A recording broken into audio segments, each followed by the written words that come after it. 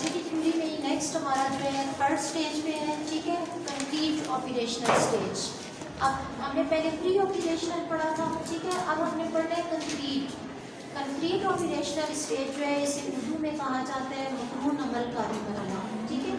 اس کی سمپل سی مثال میں آپ کو دیتی ہوں کہ پری آپریشنل آپ کو میں نے بتایا کہ کوئی کام ہونے سے پہلے آپ اس کی تیاری کر رہے ہیں، ٹھیک ہے. اب جیسے بچہ جب اس کی اسکولنگ اسٹارٹ ہوئی ہے، بہت سی چیزوں کے لیے وہ اپنے فیوچر لائف کے لیے پریپیئر ہونے جا رہا تھا، وہ ان کی تیاری کر رہا تھا. اب یہاں پہ کیا ہے کنکریٹ آپریشنل. کنکریٹ آپریشنل سے مراد یہ ہے کہ بچہ جب بہت سے کاموں کو کرنے کے قابل ہو گیا ہے، وہ خود سے بہت سی چیزوں کو پرفارم کرنے کے قابل ہو جائے گا. جیسے اس کی ایگزامپلس میں آپ کو دیتی جاتی ہوں. خود سے وہ بولنا شروع ہو جاتا ہے، ٹھیک ہے. جیسے بچپن میں اسے اگر والدین بولنے کی ٹریننگ دے رہے تھے، ٹیچر اسے کلاس میں ڈفرینٹ ورڈ سکھا رہی تھی، تو یہاں پہ بچے کی اسپوکن اس قابل ہو جاتی ہے کہ وہ خود لائنس بنا رہے ہیں، خود پیراگراف لکھ رہے ہیں، ٹھیک ہے. اپنے جتنے اس کے امیجز تھے، جتنے سمبلس جو آپ نے وہاں پہ پوائنٹ پڑھا ہے نا اسکیماز والا، ٹھیک ہے، آپ ان اسکیماز کا یوز کرتے ہوئے کوئی بھی لائن رائٹ کر سکتے ہیں، اپنے ایکسپریشنس کو دوسروں کو بتا سکتے ہیں کہ جیسے میری اس ٹائم پہ فیلنگس یہ ہے، میں نے یہ چیز دریافت کر لی، یہ کام میں نے کر لیا، اور ان کاموں کو کرنے کے بیس بھی وہ تلاش کر سکتے ہیں. یعنی اب اس کا ڈیپینڈ جو ہے وہ اپنے انوائرمنٹ پہ اور اپنے پیرنٹس پہ کم ہوتا جائے گا. بہت سی چیزیں جو ہیں وہ انہیں خود پرفارم کرنے کے اور اپنے کاموں کو خود کمپلیٹ کرنے کے قابل ہو جائے گا. اس اسٹیج پہ نا اکثر اوقات بچے جیسے اگر اپنے ہینڈ واش کر رہے ہو اور پیرنٹس ان کی ہیلپ کرنا چاہ رہے ہو تو وہ کہیں گے کہ نہیں، I will do it myself, کہ میں اس سے خود کروں گا. تو اٹ مینس کہ وہ کنکریٹ آپریشنل اسٹیج پہ ہے کہ جہاں پہ وہ اپنے کاموں کو خود کرنا چاہ رہے ہیں. اچھا، یہاں پہ اب آپ کا پہلا ہے رول گورنڈ بیہیویئر، ٹھیک ہے. رول گورنڈ بیہیویئر کا مطلب یہ ہوتا ہے کہ ایک بچہ جیسے اس کے پاس ڈفرینٹ ٹوائز پڑے ہوئے ہیں، اسی طرح سے اس کی ڈفرینٹ بکس ہیں، جیسے اس کا اسکول بیگ ہے، تو وہ جانتا ہوگا کہ میری فلاں کاپی جو ہے وہ فلاں سبجیکٹ کی ہے. اور اگر میری جیسے 4 بکس ہیں تو ریڈ کلر کی بک کا جس کے اوپر کور ہے وہ انگلش کی بک ہے.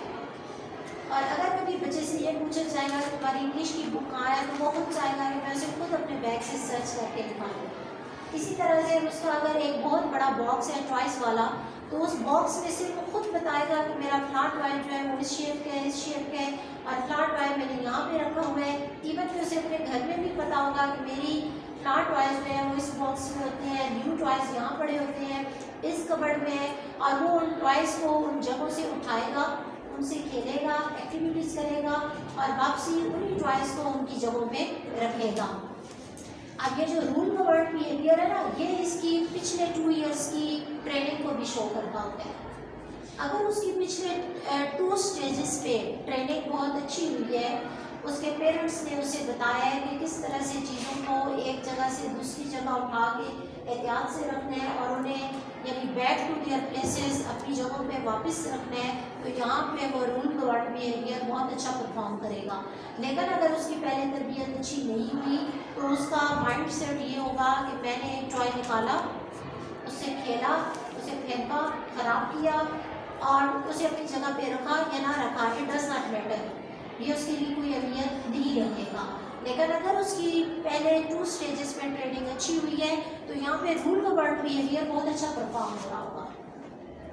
نیکسٹ ہمارے پاس آپریشنز آف کانسیپٹس، ٹھیک ہے. ڈفرینٹ قسم کے تصورات، امیجز جو اس نے اپنے مائنڈ میں آئیڈیاز بنائے ہوتے ہیں، امیج بنائے ہوتے ہیں چیزوں کے، یہاں پہ وہ ان کے اوپر کام کر سکتے ہیں. جیسے اس کی مثال یہ ہوتی ہے کہ اس میں اگر بچہ ایک چیز کا آئیڈیا، ایک سمبل، ایک امیج اپنے مائنڈ میں سیو کرتا ہے تو اس کے اوپر کام کرنے کے قابل ہوتا ہے. کس طرح سے کہ اگر اس نے کوئی پزل گیم سیکھی ہے، ایک دفعہ سیکھی ہے، ایک دفعہ کی ہے، تو اسے پتہ چل گیا ہے کہ یہ پوائنٹس ہیں. جیسے اکثر آپ لوگ دیکھتے ہیں کہ چھوٹے چھوٹے وہ پزل باکس بنے ہوتے ہیں، تو اس میں اسے پتہ ہوگا کہ میں نے اگر اسٹارٹ یہاں سے لیا تو میں کس طرح سے ٹرک کر کے اس کے اینڈ تک جلدی پہنچ سکتا ہوں اور اس میں اتنی میری مسٹیکس کم ہوں گی. اسی طرح سے اگر ایک بچہ ڈیلی اسکول جاتا ہے تو اس نے ایک آئیڈیا سیٹ کیا ہوا ہے کہ میرے اسکول کو میرے گھر سے یہ راستہ جاتا ہے، اب اگر کسی دن وہ اس کے ساتھ کوئی نہیں ہے، ٹھیک ہے، تو وہ مس گائڈ نہیں ہوگا، وہ ان آئیڈیاز اور ان اسکیماز کی مدد سے اپنے اسکول سے گھر تک کے راستے کو فالو کرتے ہوئے بالکل ایزیلی پہنچ جائے گا۔ تو یہ امیجز جو ہوتے ہیں وہ اسے آگے چیزوں کو آپریٹ کرنے میں مدد دیتے ہیں۔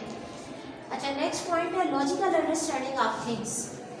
7 ایئر سے 12 ایئر کے ڈیورنگ بچے کے لیے میتھس بہت امپورٹنٹ ہو جاتا ہے، اس لیے کہ میتھس کی وجہ سے وہ ڈیلی کا پلس مائنس، چیزوں کو ملٹیپلائی کرنا، ڈیوائڈ کرنا، چیزوں کی امپورٹنس، ان کی ڈائریکشن کی امپورٹنس، جیسے جیومیٹری جب ہم پڑھ رہے ہوتے ہیں، ٹھیک ہے، چیزوں کا ویٹ کتنا ہے، ان کی ہائٹ کتنی ہے، ان کی ڈائمینشن کتنی ہے، اسی طرح سے جیسے ایسٹ ویسٹ ساؤتھ نارتھ، ٹھیک ہے، یہ جو ہماری ساری ڈائریکشنز ہیں ان کا نالج اسے ہو جاتا ہے، اور وہ ان کے اوپر باقاعدہ بڑی اچھی طرح سے کام بھی کر رہا ہوتا ہے۔ اسے پتہ ہوتا ہے کہ اگر جیسے وہ مختلف قسم کے بلاک سے جب کھیلے گا تو بلاک سے بلڈنگ بناتے ہوئے وہ یہ چیز بھی مائنڈ میں رکھ رہا ہوگا کہ اگر صبح ٹائم سن جو ہے وہ ایسٹ سے نکل رہا ہے، ٹھیک ہے، مشرق سے نکل رہا ہے، تو میری بلڈنگ کی ڈائریکشن اس سائڈ پہ ہونی چاہیے۔ اسی طرح سے جب وہ ڈفرینٹ قسم کے ٹوائز، جیسے وہ گاڑیاں ہیں، ہیوی مشینری ہے، ٹھیک ہے، ان کے سمبلس کے ساتھ وہ ایکٹیویٹی کر رہا ہوگا، تو وہ یہ مائنڈ سیٹ کر رہا ہوگا کہ اس کے اوپر میں اتنا مٹیریل جو ہے وہ لے کے جا سکتا ہوں۔ یعنی یہ بچوں کے جو کانسیپٹس ہوتے ہیں اس کے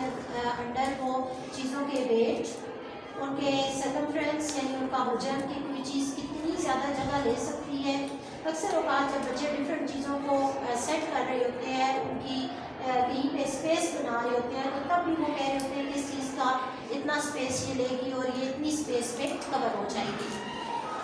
اچھا، 4th اسٹیج ہمارے پاس فارمل آپریشنل اسٹیج، ٹھیک ہے۔ فارمل آپریشنل کیا ہے کہ جس میں ایک چیز اپنی کمپلیشن کی طرف جا رہی ہے۔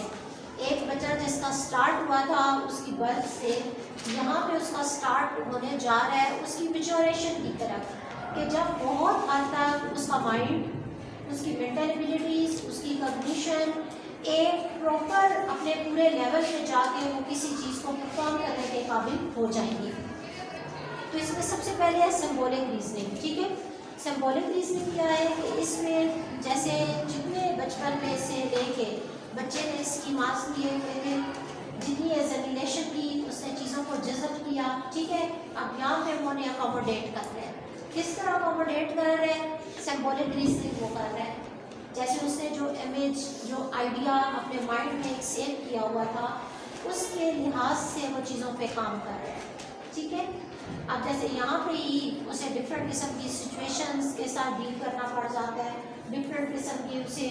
چیلنجز سامنے آئیں گے، تو وہ اس قابل ہوتا ہے کہ وہ چیزوں کو اپنی جگہوں پہ بہت اچھی طرح سے سیٹ کر سکتا ہے،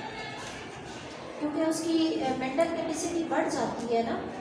سوچنے کی صلاحیت، اس کی سوچ جو ہے وہ یہاں پہ میچور ہو چکی ہوتی ہے، وہ اپنا پرابلم خود سالو کر سکتا ہے، اپنا ڈیسیژن لے سکتا ہے۔ اسی لیے یہ جو سمبولک ریزننگ ہے نا، اس کے بارے میں ایک بات یہ بھی کہی جاتی ہے، جیسے اسٹارٹ میں آپ کو میں نے بتایا کہ سائنٹیفک تھنکنگ ہے، کہ سائنسی نقطۂ نظر،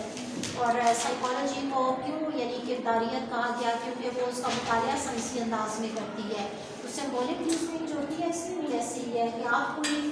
پرابلم یعنی کوئی بھی مسئلہ اٹھاتے ہیں اور اس کے حل کے لیے ایک ہائپوتھیسس مفروضہ بناتے ہیں، اس مفروضے کو حل کرنے کے لیے آپ ڈفرینٹ قسم کی انفارمیشن کلیکٹ کرتے ہیں، اس انفارمیشن کو کلیکٹ کرنے کے بعد آپ تجزیہ کرتے ہیں کہ یہ چیز کیا ہے، کیسے ہے، کیوں ہے، اس کے کیا ایفیکٹس ہیں، یہ ہمیں کیا فائدے دے سکتی ہے، اور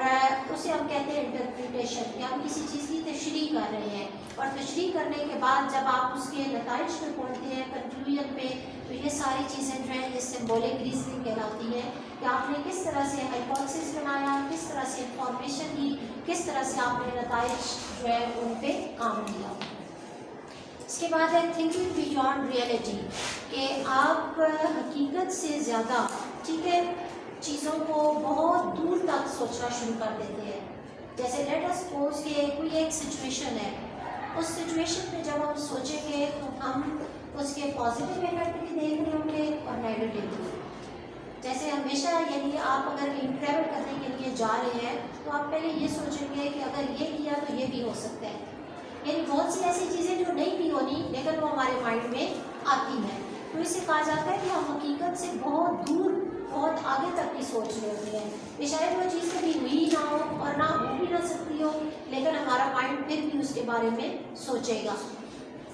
اس کے بعد ہے uses of experimental and project method. اب یہ سارا ریسرچ ورک ہے، تو وہی جو آپ کو میں نے بتایا نا کہ آپ کسی مسئلے کا شکار ہو، آپ اس کا ہائپوتھسس بنائیں مفروضہ، اور پھر اس مفروضے کو سامنے رکھ کے آپ اپنے مسئلے کو حل کرنے کی کوشش کرتے ہیں۔ اور ایکسپیریمنٹل اور پروجیکٹ میتھڈ میں ہمیشہ جو انسان ریسرچ کر رہا ہوتا ہے یا جو سائنٹیفک تھنکنگ رکھ رہا ہوتا ہے وہ خود انوالو ہوتا ہے، وہ خود کام کرتا ہے۔ اس کی ایک مثال یہ بھی ہے کہ جیسے اگر آپ کو ایک ٹاپک دے دیا جائے اور آپ کو کہا جائے کہ اس کے اوپر ریسرچ ورک کریں،